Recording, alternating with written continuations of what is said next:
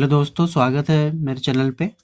आज जो अपना जो लेसन स्टार्ट होने वाला है वो है second unit, time value of money. इसमें हम ये टॉपिक पढ़ने वाले हैं टोटल। सबसे पहले हम इसका इंट्रोडक्शन पढ़ते हैं कि time value of money chapter में हम क्या पढ़ने वाले हैं, उसके बारे में हम जानते हैं। तो यहाँ पे लिखा हुआ है, you must have heard that a rupee today is worth more than a rupee tomorrow. यानी कि 1 रुपये की जो वैल्यू है, या 1 रुपये, या कहे कि 10 रुपये की या 100 रुपये की जो वैल्यू है, जो उसकी वैल्यू आज है, उस कुछ टाइम बाद, 1 साल बाद, 2 साल बाद उसकी वैल्यू कम हो जाएगी। यानी कि आप अगर 100 रुपये से जितना सामान अभी ले सकते हैं, 1 साल बाद 100 रुपये में आप उतना सामान नहीं ले पाएंगे, है ना। क्योंकि उस रुपये की जो वैल्यू है वो घट जाएगी, परचेजिंग पावर उस रुपये की घट जाएगी। क्योंकि महंगाई भी हर एक साल इन्फ्लेशन का एक रेट होता है ना। अगर इन्फ्लेशन बढ़ेगा तो इन्फ्लेशन के बढ़ने के साथ साथ रुपए की भी जो वैल्यू है वो कम होती जाती है ना। तो ये लिखा हुआ है इसमें एक एग्जांपल दिया हुआ है राम के ऊपर कि राम या अनिल, यहाँ पे अनिल का एग्जांपल है कि कोई नाम तो कोई भी हो, क्या फ़र्क पड़ता है ना, राम हो या अनिल हो। तो अनिल के जो ग्रैंडफादर है वो कहते हैं अनिल से कि एक काम करो, तुम मुझसे 5 साल बाद 1 लाख रुपया ले लो, या तुम अभी 75,000 रुपया ले लो।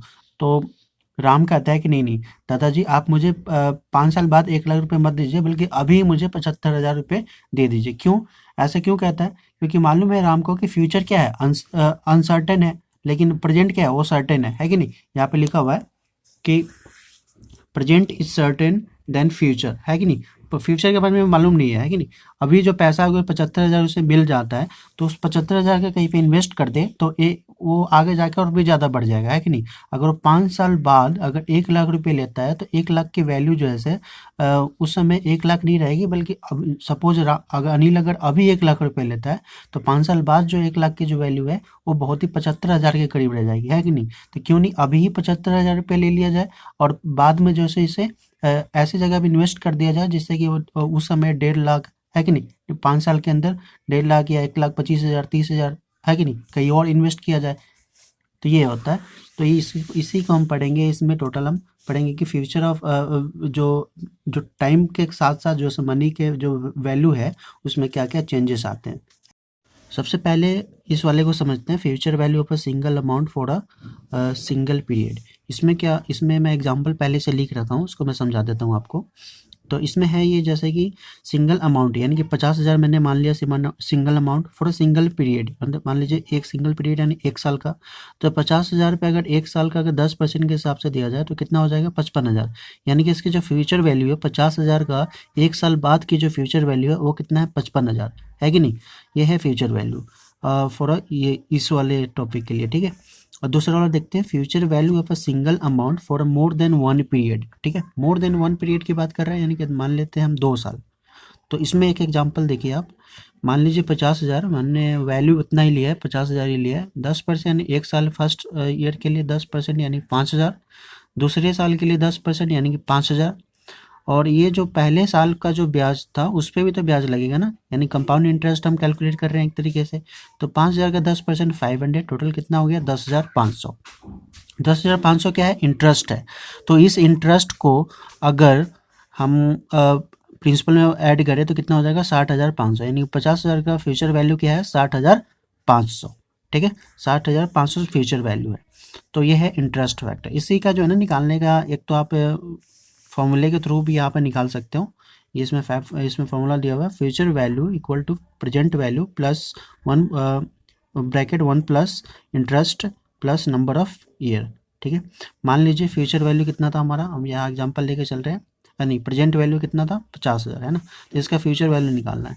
तो फ्यूचर वैल्यू निकालने के लिए future value plus equal to 50,000 1 plus 5%, 5% यानी कि 100, और नंबर ऑफ ईयर हम लोग मान लेते हैं 5, ठीक है। एक तो तरीका ऐसे है, और दूसरा तरीका जो है ना, इसी में एक वो दिया हुआ, टेबल दिया हुआ, उस टेबल के थ्रू भी हम निकाल सकते हैं।